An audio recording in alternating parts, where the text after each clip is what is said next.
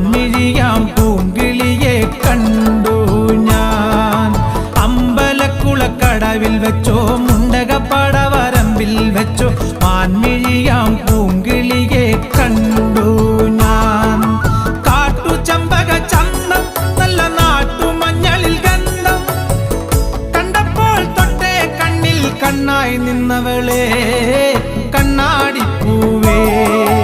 അമ്പലക്കുളക്കടവിൽ വെച്ചോ മുണ്ടകപ്പടവരമ്പിൽ വെച്ചോ മാൻമിഴിയാം